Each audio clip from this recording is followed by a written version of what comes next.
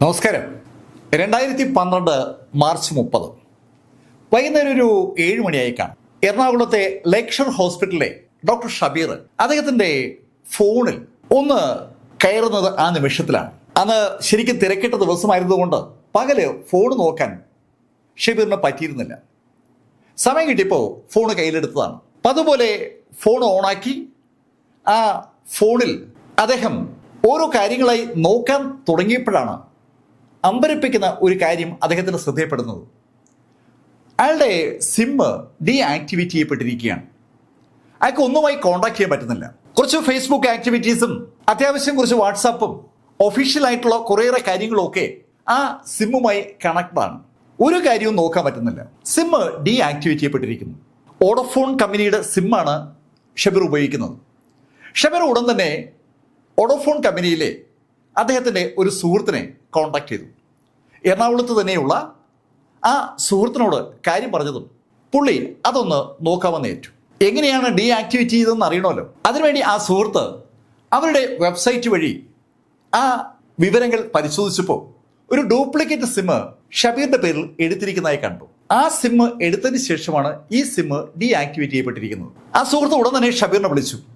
അല്ല ഷബീറെ, നിങ്ങൾ ഒരു ഡ്യൂപ്ലിക്കേറ്റ് സിമ്മിന് അപ്ലൈ ചെയ്തിരുന്നു? ഇല്ല ഷബീർ, നിങ്ങളുടെ പേരിൽ ഒരു ഡ്യൂപ്ലിക്കേറ്റ് സിം എടുത്തിരിക്കുകയാണ്. ആ ഡ്യൂപ്ലിക്കേറ്റ് സിം എടുത്ത വ്യക്തി നിങ്ങളുടെ യഥാർത്ഥ സിം ബ്ലോക്ക് ചെയ്തതാണ്. ഷബീർ ഒരു ഡ്യൂപ്ലിക്കേറ്റ് സിമ്മിന് അപ്ലൈ ചെയ്തിട്ടില്ല എന്ന കാര്യം വ്യക്തമായും സുഹൃത്തിനോട് പറഞ്ഞതും സുഹൃത്ത് അപ്പോൾ തന്നെ സെൻട്രൽ സെർവറുമായി ബന്ധപ്പെട്ട് ഷബീറിന്റെ ആ ഡ്യൂപ്ലിക്കേറ്റ് സിം ഡീആക്ടിവേറ്റ് ചെയ്തു. ഡ്യൂപ്ലിക്കേറ്റ് സിം ഡീആക്ടിവേറ്റ് ചെയ്ത ആ സുഹൃത്ത് ഷബീറിന്റെ ഒറിജിനൽ സിം ആക്ടിവേറ്റ് ചെയ്ത് കൊടുക്കുകയും ചെയ്തു. സിം ആക്ടിവേറ്റ് ചെയ്ത് കിട്ടിയപ്പോൾ ഷബീറിന് ശരിക്കും സന്തോഷമായി. ഷബീർ തന്റെ സുഹൃത്തിനെ വിളിച്ച് താങ്ക്സ് പറഞ്ഞ് അല്പസമയം കഴിഞ്ഞതും മെസ്സേജുകൾ തുരുതുര ഷബീറിന്റെ മൊബൈലിലേക്ക് വന്നു തുടങ്ങി. ബാങ്കിൽ നിന്നുള്ള മെസ്സേജുകളാണ് കൂടുതലും. ആ മെസ്സേജുകൾ കണ്ട ഷബീർ അക്ഷരാർത്ഥത്തിൽ എന്ത് ചെയ്യണമെന്നറിയാതെ ആ മെസ്സേജിലേക്ക് അന്തം വിട്ട് നോക്കി പോവുകയാണ്. ഷബീറിന്റെ ബാങ്കിൽ നിന്ന് പല തവണയായിട്ട് പണം പിൻവലിച്ചിരിക്കുകയാണ്. ഷബീറിന്റെ ആ സിമ്മ് ഡീആക്ടിവേറ്റ് ആയിരുന്ന സമയത്ത് ഡ്യൂപ്ലിക്കേറ്റ് സിം ഉപയോഗിച്ച വ്യക്തി ഷബീറിന്റെ ബാങ്ക് അക്കൗണ്ടിൽ നിന്ന് പണം പിൻവലിച്ചിരിക്കുകയാണ്. അനവധി മെസ്സേജുകളാണ് ഷബീർ കണ്ടത്. അന്നൊരു ഞായറാഴ്ചയാണ്. ഷബീറിന് ഞായറാഴ്ച ബാങ്കിൽ എങ്ങനെ കോൺടാക്ട് ചെയ്യണമെന്ന് പോലും അറിയത്തില്ല. ബാങ്കിന്റെ ടോൾ ഫ്രീ നമ്പറുകളുണ്ട്. ആ ടോൾ ഫ്രീ നമ്പറിലേക്ക് നമുക്ക് എന്തെങ്കിലും പ്രശ്നമുണ്ടെങ്കിൽ മെസ്സേജ് അയച്ച് നമ്മുടെ ആവശ്യം ഉന്നയിക്കാൻ പറ്റും. ഷബീർ ഉടൻ തന്നെ ആ നമ്പറുകളിലേക്ക് കോൺടാക്ട് ചെയ്ത് അക്കൗണ്ടുമായി ബന്ധപ്പെട്ട ഓപ്പറേഷൻസ് ഉടനടി സ്റ്റോപ്പ് ചെയ്യാനുള്ള നിർദ്ദേശം കൊടുത്തു. പിറ്റേന്ന് രാവിലെ തന്നെ ഷബീർ ബാങ്കിലെത്തി സ്റ്റേറ്റ്മെന്റ് എടുത്ത ഷബീർ ആ കസേരന്ന് എണീക്കാൻ പറ്റാതെ ശരിക്കും സ്തംഭിച്ചങ്ങനെ ഇരിക്കുകയാണ്.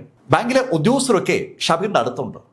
അവരും ആ കാഴ്ച കണ്ടു. ഷബീറിന്റെ ബാങ്ക് അക്കൗണ്ടിൽ നിന്ന് കഴിഞ്ഞ 24 മണിക്കൂറിനിടയിൽ ഏകദേശം 14 ലക്ഷം രൂപ ഒരുപാട് സ്ഥലങ്ങളിൽ നിന്ന് പിൻവലിക്കപ്പെട്ടിരിക്കുകയാണ്. എവിടെ നിന്നാണ് പിൻവലിച്ചിരിക്കുന്നതെന്ന് ഷബീറിന് ആ സ്റ്റേറ്റ്മെന്റ് നോക്കിയപ്പോൾ മനസ്സിലായില്ല. ഷബീറിന്റെ കയ്യിൽ നിന്ന് ആ സ്റ്റേറ്റ്മെന്റ് കയ്യിൽ വാങ്ങിച്ച ബാങ്ക് മാനേജർ അനവധി സ്ഥലങ്ങളിൽ ബന്ധപ്പെട്ടതിന് ശേഷം ഷബീറിനോട് പറഞ്ഞു, ഷബീർ, ഇത് ഇന്ത്യയിൽ അങ്ങോളം ഇങ്ങോളമുള്ള അനവധി ATMകളിൽ നിന്ന് പിൻവലിച്ചിരിക്കുന്നത്. ഷബീറിന്റെ പണം പിൻവലിച്ചിരിക്കുന്നത് ഇന്ത്യയിലെ 18 സ്ഥലങ്ങളിൽ നിന്നാണ്. ആ 18 സ്ഥലങ്ങളിലെ 90 ATMകളാണ് അതിനുവേണ്ടി ഉപയോഗിച്ചത്. ശരിക്കും സങ്കല്പിക്കാനാവാത്ത ഒരു ക്രൈം അതീവ ഭംഗിയായി ഏതാനും മണിക്കൂറുകൾ കൊണ്ട് നടന്നിരിക്കുകയാണ്. ഷബീർ ഉടൻ തന്നെ സർക്കിൾ ഇൻസ്പെക്ടർ സുരേഷ് ബാബുവിന്റെ അടുത്തെത്തി കാര്യങ്ങളൊക്കെ പറഞ്ഞു. കേട്ടുകേൾവിയില്ലാത്ത ഒരു ക്രൈമാണ് അരങ്ങേറിയിരിക്കുന്നത്. കേരളത്തിൽ ലേക്ഷർ ഹോസ്പിറ്റലിൽ വർക്ക് ചെയ്യുന്ന ഷബീറിന്റെ അക്കൗണ്ടിൽ നിന്ന് കേരളവുമായി ഒരു ബന്ധവുമില്ലാത്ത സ്ഥലങ്ങളിൽ നിന്ന് പണം പിൻവലിച്ചിരിക്കുന്നത്. അതും വല്ലാത്തൊരു കോർഡിനേഷനോടുകൂടി അൺബിലീവബിൾ ആയിട്ടുള്ള വേഗതയിലാണ് പിൻവലിച്ചിരിക്കുന്നത്. ഒരു സൂപ്പർ ക്രൈം സിൻഡിക്കേറ്റ് ഷബീറിന്റെ ആ പണം അടിച്ചു മാറ്റിയ ആ ആക്ടിവിറ്റിയുടെ പുറകിലുണ്ട്. അത് മനസ്സിലാക്കിയ സുരേഷ് ബാബു ആ വിവരം ഉടൻ തന്നെ എറണാകുളം ജില്ലാ പോലീസ് മേധാവി പത്മകുമാറിനെ ധരിപ്പിച്ചു. അദ്ദേഹം കാര്യത്തിന്റെ ഗൗരവം ഉൾക്കൊണ്ട് ഉടൻ ഒരു ടീം കോൺസ്റ്റിറ്റ്യൂട്ട് ചെയ്തു. എത്രയും പെട്ടെന്ന് ഷബീറിന്റെ കേസ് സമഗ്രമായി അന്വേഷിക്കണം. അതാണ് ആ ടീമിന് കൊടുത്ത ഉത്തരവ്. സുരേഷ് ബാബുവും അനവധി സൈബർ വിദഗ്ധരും ഒക്കെ കലർന്ന ആ ടീം ഉടൻ തന്നെ ഷബീറുമായി ബന്ധപ്പെട്ട ഡേറ്റകൾ കളക്ട് ചെയ്തു തുടങ്ങി. വോഡഫോൺ കമ്പനിയുമായി ബന്ധപ്പെട്ട അവർക്ക് ഉടൻ തന്നെ ഒരു വിവരം കിട്ടി. ഡ്യൂപ്ലിക്കേറ്റ് സിം ഇഷ്യൂ ചെയ്തിരിക്കുന്നത് ഹൈദരാബാദിൽ നിന്നാണ്. ഹൈദരാബാദിൽ നിന്നാണ് സിം ഇഷ്യൂ ചെയ്തെന്ന് കേട്ടതും സുരേഷ് ബാബുവും ടീമും നേരെ ഹൈദരാബാദിലേക്ക് തിരിച്ചു. ഹൈദരാബാദിൽ ഏത് ഷോപ്പിൽ നിന്നാണ് ആ സിം ഇഷ്യൂ ചെയ്തെന്നുള്ള വിവരം കൃത്യമായി വോഡഫോണിന് അറിയാം. വോഡഫോണ് ആ വിവരം സുരേഷ് ബാബുവിനും ടീമിനും ഹാൻഡ് ഓവർ ചെയ്തിട്ടുണ്ട്. അവർ ആ ഷോപ്പിലെത്തി. അവിടെ ഒരു പെൺകുട്ടിയാണ് ഇരിക്കുന്നത്. ആ പെൺകുട്ടിയോട് സംസാരിച്ചപ്പോൾ ആ നമ്പർ ആർക്കാണ് ഇഷ്യൂ ചെയ്തതെന്ന് അവർക്കറിയാം. ആ പെൺകുട്ടി സുരേഷ് ബാബുവിനോട് പറഞ്ഞു, സർ, ഒരാൾ ഇവിടെ നേരിട്ട് വന്നിരുന്നു. അദ്ദേഹം കേരളത്തിൽ നിന്ന് ഒരു കോൺഫറൻസിന് വേണ്ടി ഇവിടെ ഹൈദരാബാദിൽ വന്നതാണ്. അദ്ദേഹത്തിൻ്റെ സിം നഷ്ടമായി പോയി. ഒരു ഡ്യൂപ്ലിക്കേറ്റ് സിം വേണമെന്ന് ഞങ്ങളോട് പറഞ്ഞതുകൊണ്ടാണ് ഞങ്ങൾ ആ സിം അദ്ദേഹത്തിന് കൊടുത്തത്. അദ്ദേഹത്തിന് ID കാർഡിന്റെ കോപ്പിയും അദ്ദേഹം ഞങ്ങൾക്ക് നൽകിയിരുന്നു. ID കാർഡിന്റെ കോപ്പിയുടെ കാര്യം ആ പെൺകുട്ടി പറഞ്ഞപ്പോൾ സുരേഷ് ബാബു ആ ID കാർഡിന്റെ കോപ്പി അവരുടെ ഫയലിൽ നിന്ന് എടുപ്പിച്ചു. എറണാകുളത്തെ ലേക്ക് ഷോർ ഹോസ്പിറ്റൽ വർക്ക് ചെയ്യുന്ന ഷബീർ ഖാന്റെ പേരിലാണ് ID കാർഡ്. എല്ലാ ഡീറ്റെയിലും അതിനകത്തുണ്ട്.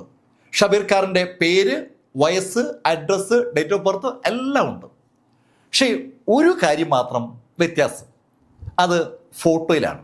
ആ ഫോട്ടോയിലേക്ക് സൂക്ഷിച്ചു നോക്കിയ സുരേഷ് ബാബു ആ പെൺകുട്ടിയോട് ചോദിച്ചു, ഈ ഫോട്ടോയിൽ കാണുന്ന ആളാണോ ഇവിടെ വന്ന് സിം വാങ്ങിച്ചത്? അതെ സാർ, ആ ഷബീർ ഖാൻ തന്നെയാണ് ഇവിടെ വന്ന് സിം വാങ്ങിച്ചത്. ഷബീർ ഖാൻ എന്ന പേരിൽ വന്ന ആള് അയാളുടെ ID കാർഡ് കാണിച്ച് ഒരു ഡ്യൂപ്ലിക്കേറ്റ് സിമ്മിന് അപേക്ഷ കൊടുക്കുമ്പോൾ സ്വാഭാവികമായിട്ടും ആ സ്ഥാപനത്തിന് അങ്ങനെ ഒരെണ്ണം ഇഷ്യൂ ചെയ്യേണ്ടി വരും.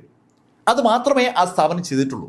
ഷബീർ ഖാന്റെ ID കാർഡിന്റെ ഒരു വ്യാജ കോപ്പി ഉണ്ടാക്കിയിരിക്കുകയാണ്. അതുപയോഗിച്ചാണ് തട്ടിപ്പൊക്കെ നടത്തിയിരിക്കുന്നത്. ഹൈദരാബാദിലെത്തിയ സുരേഷ് ബാബുവിന്റെ ടീം ആ കാര്യം കൺഫേം ആക്കുമ്പോൾ എറണാകുളത്ത് ഷബീറിന്റെ ബാങ്ക് അക്കൗണ്ടിൽ നിന്നുള്ള പണം പോയ റൂട്ട് അവിടെയുള്ള പോലീസ് ബാങ്കിന്റെ സഹായത്തോടുകൂടി കണ്ടെത്തി. ഇന്ത്യയിലെ 18 നഗരങ്ങളിലെ 90 ATMകളിൽ നിന്നാണ് പണം പിൻവലിച്ചതെന്ന് കണ്ടെത്തിയ പോലീസിന് ഒരു കാര്യം കൂടി മനസ്സിലായി. ഷബീറിന്റെ അക്കൗണ്ടിൽ നിന്ന് 22 അക്കൗണ്ടുകളിലേക്കാണ് പണം ട്രാൻസ്ഫർ ചെയ്തിരിക്കുന്നത്. ആ 22 അക്കൗണ്ടിന്റെയും ഡീറ്റെയിൽ പോലീസ് എടുത്തു. പോലീസ് സംഘം തുടർന്ന് ആ 22 അഡ്രസ്സിലും അന്വേഷിച്ചെത്തി.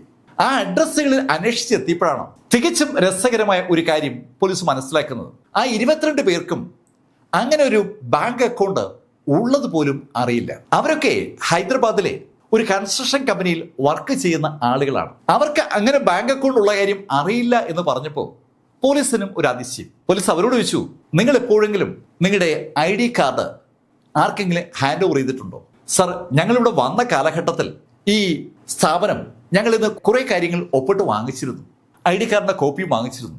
സാധാരണഗതിയിൽ കൺസ്ട്രക്ഷൻ കമ്പനികൾ പല സ്ഥലങ്ങളിൽ നിന്നുള്ള ആളുകളെ ചേർത്തിട്ടാണ് ഒരു കൺസ്ട്രക്ഷൻ പൂർത്തീകരിക്കുക.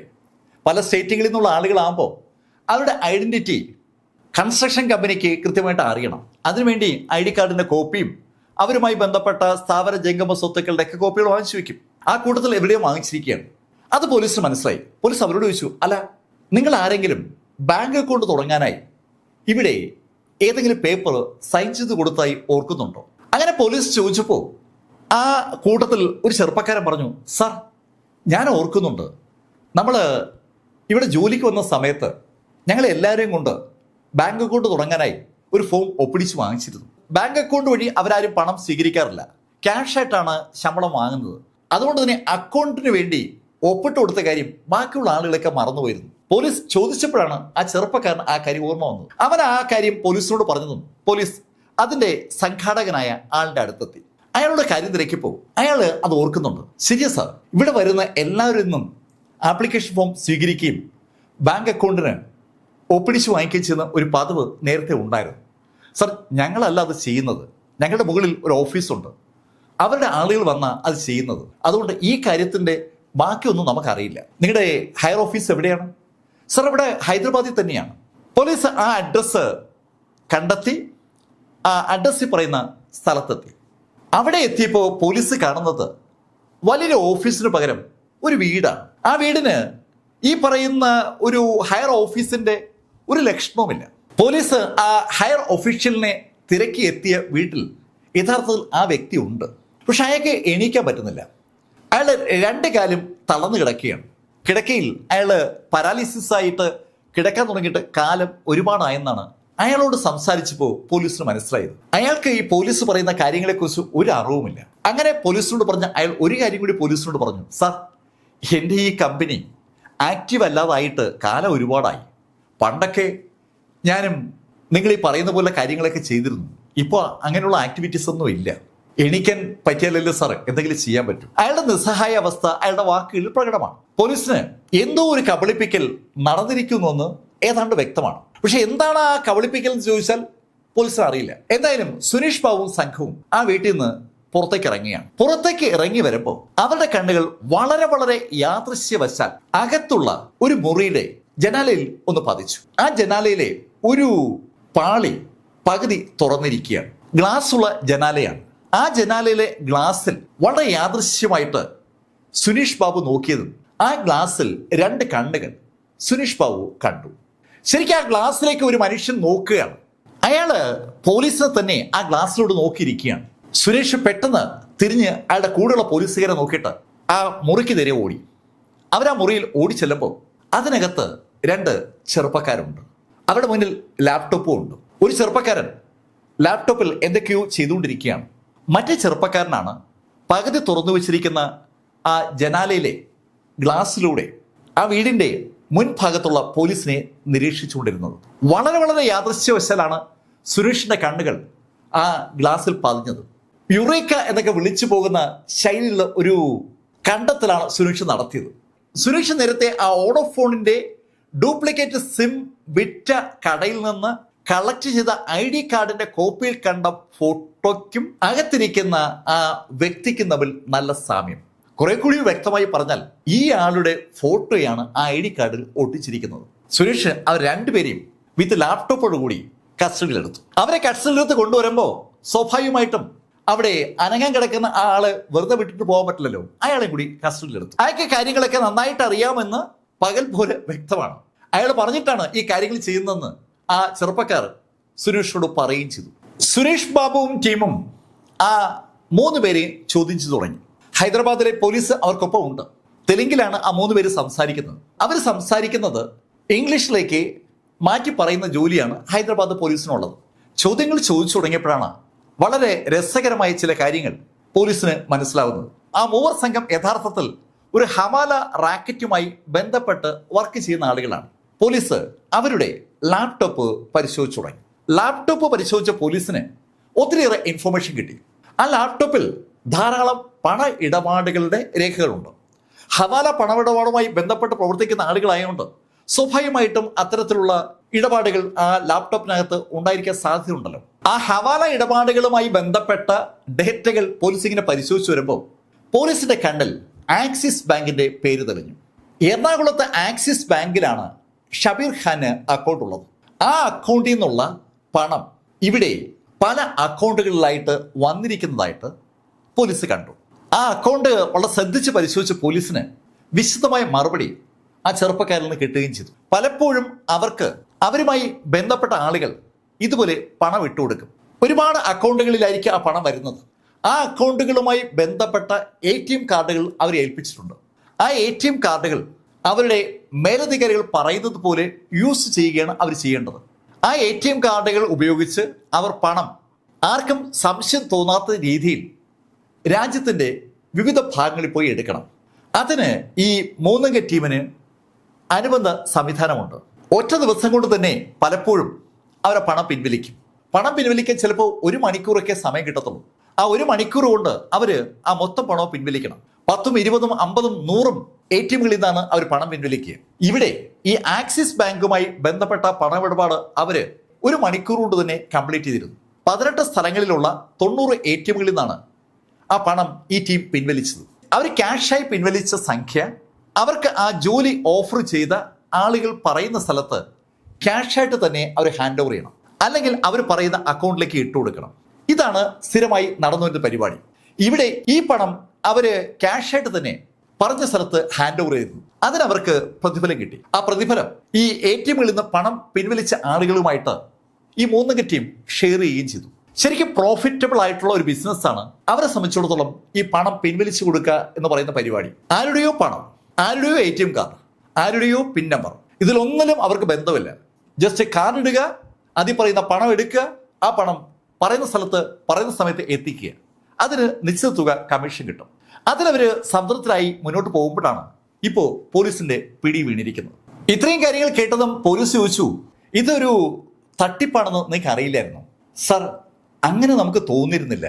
ATMകളിൽ നിന്ന് പണം പിൻവലിച്ചു കൊടുത്താൽ കമ്മീഷൻ തരും എന്ന് പറഞ്ഞതുകൊണ്ട് ഞങ്ങൾ ATMിൽ നിന്ന് പണം പിൻവലിച്ച് കൊടുക്കുന്നതാണ്.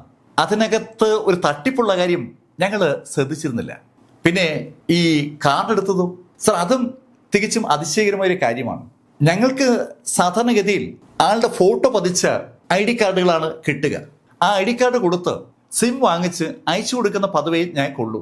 ഇപ്രാവശ്യമാണ് വളരെ അത്യാവശ്യമായിട്ട് ഒരു കാർഡ് എടുക്കണം, ആ വ്യക്തിയുടെ മുഖത്തിന് എൻ്റെ മുഖവുമായി സാമ്യമുണ്ടെന്ന് പറഞ്ഞിട്ട് എൻ്റെ ഫോട്ടോ ഉപയോഗിച്ച് ID കാർഡ് എടുത്തത്. അയാളുടെ ID കാർഡും അയാളുടെ സിമ്മും ഒക്കെ കളഞ്ഞു പോയെന്ന് കേട്ടതുകൊണ്ടാണ് ഞാൻ അതിന് തയ്യാറായത്. മിർസ എന്ന വ്യക്തിയാണ് ആ കാര്യങ്ങളൊക്കെ പോലീസിനോട് പറഞ്ഞത്. അയാളുടെ ഫോട്ടോയാണ് ഷബീറിന് പകരം ഉപയോഗിച്ചിരിക്കുന്നത്. കാര്യങ്ങളൊക്കെ കേട്ട് കഴിഞ്ഞപ്പോൾ പോലീസിന് അവിടെ ഒരു കൺഫ്യൂഷൻ ഫീൽ ചെയ്യുകയാണ്. സ്വന്തം ഫോട്ടോ മറ്റൊരു ID കാർഡിൽ പതിക്കാൻ ഒരാൾ സമ്മതിക്കണമെങ്കിൽ അയാൾക്ക് ഉള്ളിൻ്റെ ഉള്ളിൽ അതൊരു തട്ടിപ്പാണെന്ന് അറിയാമായിരിക്കണം. പക്ഷെ മിർസ തീർത്ത് പറയുന്നത് മിർസയും കൂട്ടരും ഹവാല ഇടപാടിന്റെ ഭാഗമായി ആ സ്ഥാപനവുമായി കണക്ട് ചെയ്ത് വർക്ക് ചെയ്യുന്നു എന്നുള്ളത് ശരിയാണ്. പക്ഷേ അതിന് അപ്പുറത്തേക്ക് അതൊരു തട്ടിപ്പാണെന്നുള്ള കാര്യം അവർക്ക് അറിയില്ലെന്നാണ്. ID കാർഡിന്റെ കാര്യം പോലും അവർ ആ ശൈലിയിലാണ് പറയുന്നത്. മിർസയ്ക്ക് പക്ഷേ ഒരു കാര്യം അറിയാം, അവരെ ക്യാഷായി പിൻവലിച്ച പണം ആരാണ് കൊണ്ടുപോയെന്നുള്ള കാര്യം. അതൊരു മുഹമ്മദ് അലിയാണ്. മുഹമ്മദ് അലി ഹൈദരാബാദിൽ എത്തിയാണ് ആ പണം കൊണ്ടുപോയത്. മുഹമ്മദ് അലിയെ കോണ്ടാക്ട് ചെയ്യാനുള്ള മാർഗമുണ്ടോ എന്ന് ചോദിച്ചപ്പോൾ മിർസയ്ക്ക് അതിന് ഉത്തരമുണ്ട്. സർ, ഈ മുഹമ്മദ് അലി കൽക്കത്തയിലാണ് ഉള്ളത്. ചിലപ്പോഴൊക്കെ ഞങ്ങൾ പണവുമായി കൽക്കത്തയിൽ എത്താറുണ്ട്. അവിടെ എത്തിയും ഞങ്ങൾ പണം ഹാൻഡ് ഓവർ ചെയ്യാറുണ്ട്. അങ്ങനെ മിർസ പറഞ്ഞതും പോലീസ് മിർസയുമായി ചേർന്ന് ഒരു പ്ലാൻ ഉണ്ടാക്കി.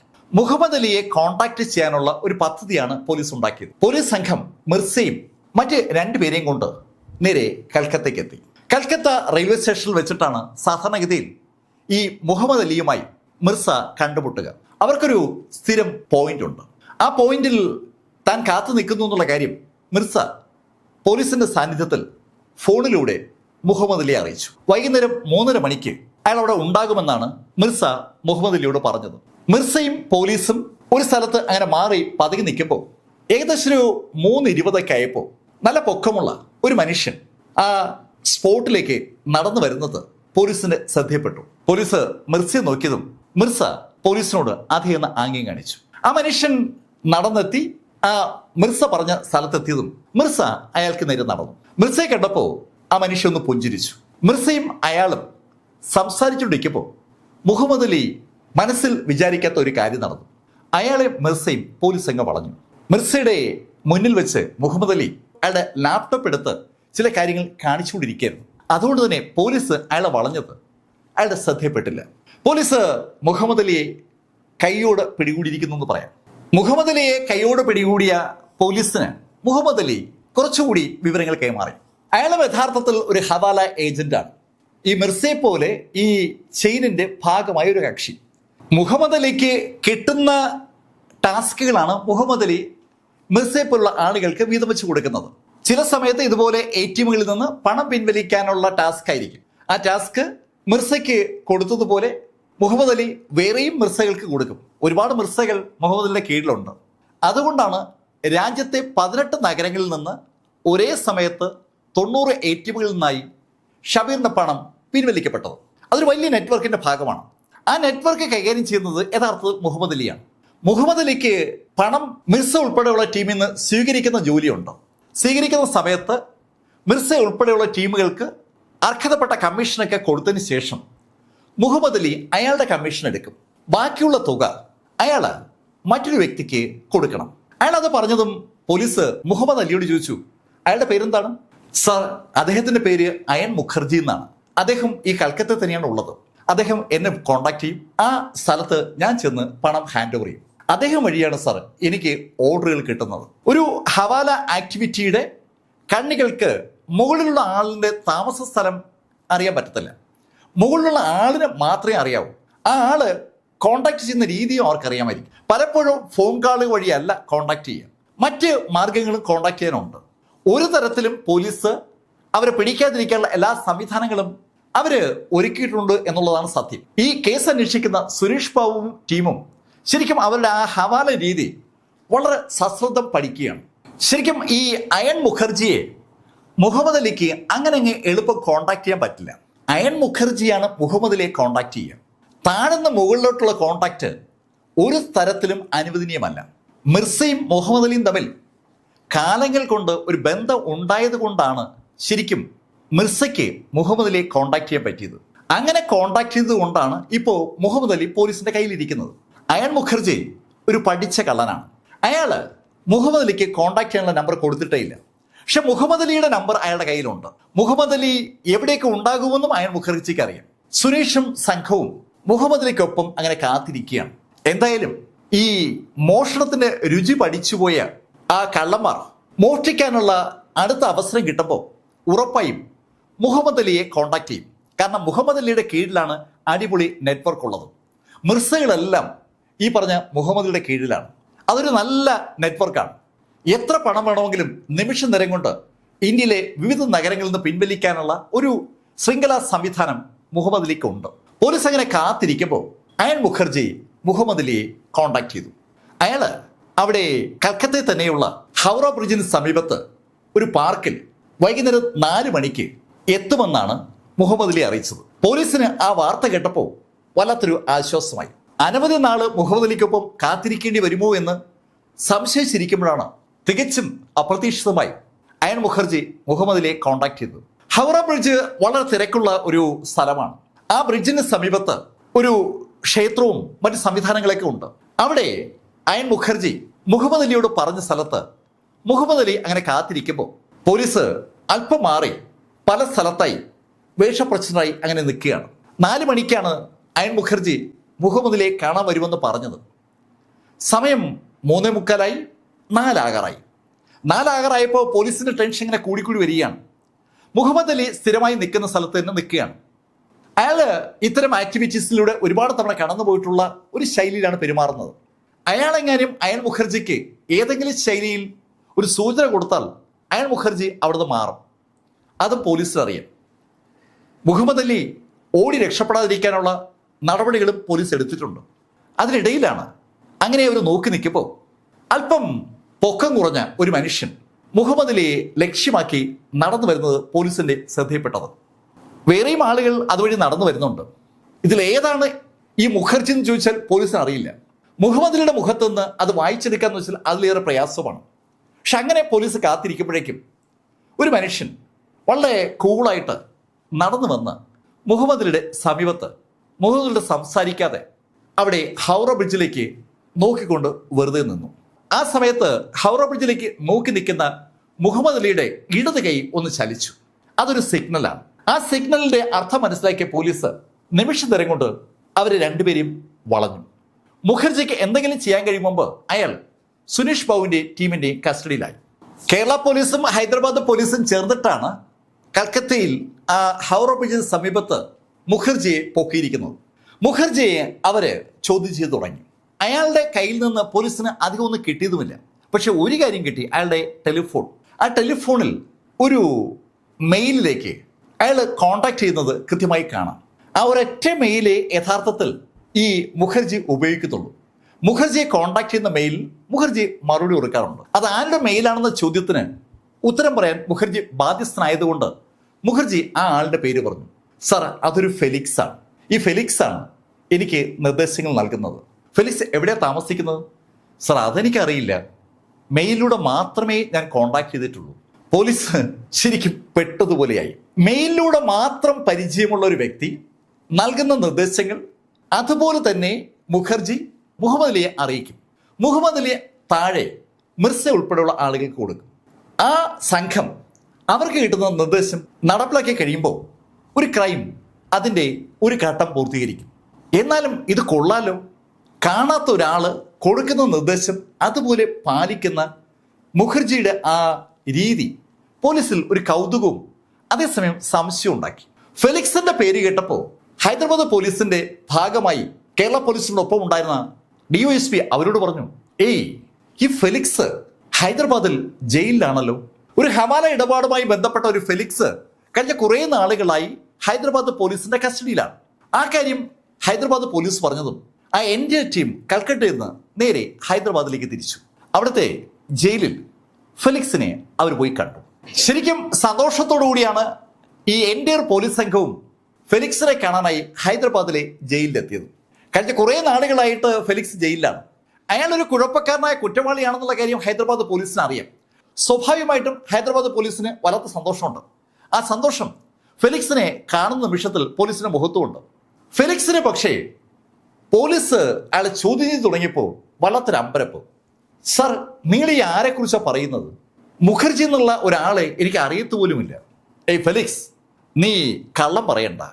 നിന്റെ മെയിൽ ഐ ഡിയിൽ നിന്ന് നീ സ്ഥിരമായിട്ട് മുഖർജിയുമായി കോണ്ടാക്ട് ചെയ്യുന്നുണ്ട്. സാർ എന്തായി പറയുന്നത്? മെയിലേക്ക് അയക്കാൻ അറിയാമായിരുന്നെങ്കിൽ ഞാൻ ഇതിനകത്ത് വന്ന് പെടുമോ? ഫെലിക്സിന്റെ ആ ചോദ്യത്തിൽ മിക്കവാറും എല്ലാ ഉത്തരവും ഉണ്ട്. അതുമാത്രമല്ല, അതിനോടൊപ്പം ഫെലിക്സ് മറ്റൊരു മറുപടിയോട് പറഞ്ഞു, സാറേ, നിങ്ങളൊക്കെ ഏത് ലോകത്താണ് ജീവിക്കുന്നത്? ഞാൻ എത്രയോ നാളുകളായി ഈ ജയിലിലാണ്. ഈ ജയിലിലിരിക്കുന്ന എനിക്ക് ആളുകൾക്ക് മെയിൽ അയക്കാൻ പറ്റുമെങ്കിൽ ഞാൻ എന്തായാലും ഇവിടെ ഇങ്ങനെ കിടക്കില്ലെന്ന് ഊഹിക്കാനുള്ള ബുദ്ധിയെങ്കിലും നീക്കില്ലേ? പക്ഷെ ഫെലിക്സിന്റെ കളിയാക്കലുകൾ നമ്മുടെ അന്വേഷണ സംഘത്തിന് കാര്യമായിട്ടൊന്ന് കൊണ്ടു. അവർക്ക് എവിടെയോ ഒരു തെറ്റ് പറ്റിയെന്ന് മനസ്സിലായി. ഫെലിക്സ് സ്ഥിരമായി മുഖർജിയുമായി മെയിലിൽ കോണ്ടാക്ട് ചെയ്യുന്നുണ്ട്. അത് മുഖർജിയുടെ മെയിൽ ഐ ഡിയിലൂടെ പോലീസ് കണ്ട് ബോധ്യപ്പെട്ട കാര്യമാണ്. പെട്ടെന്നാണ് സുനീഷിന് ഒരു സംശയം ഉണ്ടായത്. ഇനി ചിലപ്പോൾ ഫെലിക്സിന്റെ മെയിൽ ഐ ഡി ഹാക്ക് ചെയ്തതായിരിക്കൂ. ആ സംശയം തോന്നിയതും സൈബർ വിദഗ്ധരുടെ സഹായം സുനീഷ് തേടി. അതിന് ഫലമുണ്ടായി. അധികം സമയം കഴിയുമ്പോൾ തന്നെ സൈബർ വിദഗ്ധർ ആ കാര്യം സുനീഷിനോട് പറഞ്ഞു. ഈ ഫെലിക്സിന്റെ മെയിൽ ഐ ഡി ഹാക്ക് ചെയ്തിട്ട് അത് മറ്റാരോ സ്ഥിരമായി ഉപയോഗിക്കുകയാണ്. അത് ഏത് IP അഡ്രസ്സിൽ നിന്നാണെന്നും അവർ കണ്ടെത്തി. അത് ആരാണ് ഉപയോഗിക്കുന്നതെന്നും ആ സൈബർ വിദഗ്ധർ കൃത്യമായി കണ്ടെത്തി എന്നതാണ് രസകരമായ കാര്യം. ഒരു ആന്റണിയാണ് അത് ഉപയോഗിക്കുന്നത്. അയാളൊരു നൈജീരിയക്കാരനാണ്. ആ നൈജീരിയക്കാരൻ ആന്റണി ഫെലിക്സ് എന്ന പേരിൽ മുഖർജിയുമായി നിരന്തരമായി കോണ്ടാക്ട് ചെയ്യുന്ന വ്യക്തിയാണ്. അയാൾ എന്തായാലും വീണ്ടും മുഖർജിയെ മെയിലിലൂടെ കോണ്ടാക്ട് ചെയ്യും. അങ്ങനെ കോണ്ടാക്ട് ചെയ്യുമ്പോൾ അനുയോജ്യമായ ഒരു മറുപടി കൊടുത്ത് അയാളെ കൊടുക്കണം. ആ ഒരു ഉദ്ദേശത്തോടുകൂടി നമ്മുടെ പോലീസ് കാത്തിരിക്കുകയാണ്. സുനീഷ് ബാബു സംഘവും ഹൈദരാബാദിൽ അങ്ങനെ കാത്തിരിക്കുകയാണ്.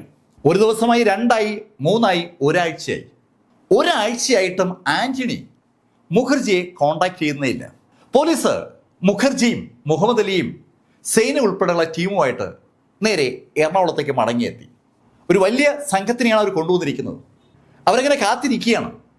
എറണാകുളത്ത് അവരെയൊക്കെ റിമാൻഡ് ചെയ്യിച്ചതിന് ശേഷം ആന്റണി കോണ്ടാക്ട് ചെയ്താൽ ഉടൻ ആന്റണിയുമായി ബന്ധപ്പെട്ട് അവർക്ക് ഇതിൻ്റെ ബാക്കി വസ്തുക്കൾ കണ്ടെത്തണം.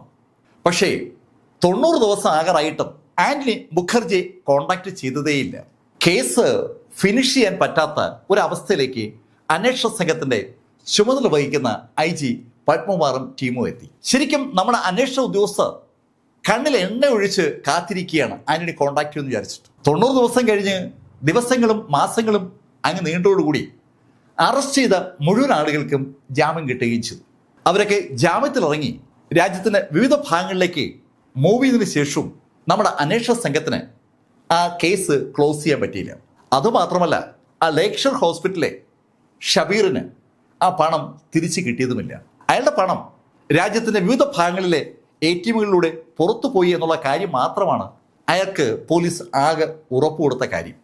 അത് 1ാമത്തെ ദിവസം തന്നെ അയാൾ അറിഞ്ഞ കാര്യമാണ്. വർഷങ്ങൾ കഴിഞ്ഞിട്ടും ഷബീർ കാത്തിരിക്കുകയാണ്. നമ്മുടെ കേരള പോലീസ് എന്നെങ്കിലും ഒരിക്കൽ ആന്റണിയെ പൊക്കുമെന്നും ബാക്കി സംവിധാനങ്ങളിലൂടെ ആ പണം തിരിച്ചു പിടിക്കുമെന്നുള്ള പ്രതീക്ഷയിൽ. ശരിക്കും ഈ കുറ്റവാളികളുടെ മൈൻഡ് സെറ്റ് നമ്മൾ പ്രതീക്ഷിക്കുന്ന പോലെ അല്ല. ആന്റണിയുടെ താഴെയുള്ള നെറ്റ്വർക്കിൽ പാളിച്ച ഉണ്ടായത് കണ്ടെത്താൻ കഴിഞ്ഞിട്ടുണ്ടാവും. അതുകൊണ്ടാണ് അയാൾ തികച്ചും അപ്രതീക്ഷിതമായി ശൂന്യതയിൽ അങ്ങ് അലിഞ്ഞു ചേർന്നത്. രാജ്യത്തിൻ്റെ വിവിധ ഭാഗങ്ങളിലായി ഒരുപാട് ആളുകളെ നമ്മുടെ പോലീസ് അറസ്റ്റ് ചെയ്തെങ്കിലും കേസ് എങ്ങും എത്താതെ പോയത് അതുകൊണ്ടാണ്. പല ക്രിമിനലുകളുടെയും ബുദ്ധി നമ്മളെ അതിശയിപ്പിക്കും. ഈ അടുത്ത ദിവസങ്ങളിൽ ഞാൻ ചെയ്ത ഒരു വീഡിയോ ഒരിക്കൽ കൂടി നിങ്ങളുടെ മുന്നിൽ റെക്കമെൻഡ് ചെയ്യുകയാണ്. ക്രിമിനലിൻ്റെ ചെയ്തി നമ്മളെ വല്ലാതെ അമ്പരപ്പിക്കും. അയാളുടെ വീട് അയാൾ ഭംഗിയാക്കി വെച്ചിരുന്നത് നല്ല ഷീറ്റുകളും കർട്ടനുകളും അതുപോലെ അലങ്കാര വസ്തുക്കളും ഒക്കെ ഉപയോഗിച്ചിട്ടാണ്. അതെല്ലാം ഡെഡ് ബോഡികളുമായി കണക്റ്റഡ് ആയിരുന്നു എന്നുള്ള കാര്യം ഒരു ഘട്ടത്തിൽ അന്വേഷണ സംഘം തിരിച്ചറിയുമ്പോൾ അന്വേഷണ സംഘത്തിനുണ്ടായ ഞെട്ടൽ അത് വാക്കുകൾ കൊണ്ട് പറഞ്ഞറിയിക്കാൻ പറ്റത്തില്ല. ആ കഥ ഞാനിവിടെ താഴെ പിൻ ചെയ്തിട്ടുണ്ട്, ഒന്ന് കണ്ടു നോക്കണം.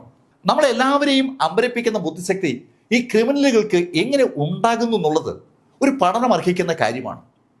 വഴിതെറ്റിപ്പോയ ജീനിയസുകളാണോ ഈ കുറ്റവാളികളെന്ന് പലപ്പോഴും ഈ കഥകളൊക്കെ പറയേണ്ടി വരുമ്പോൾ ഞാൻ ആലോചിച്ചു പോകാറുണ്ട്. നിങ്ങൾക്കും അങ്ങനൊരു ചിന്ത ഉണ്ടായി കാണുമെന്നാണ് എൻ്റെ വിശ്വാസം.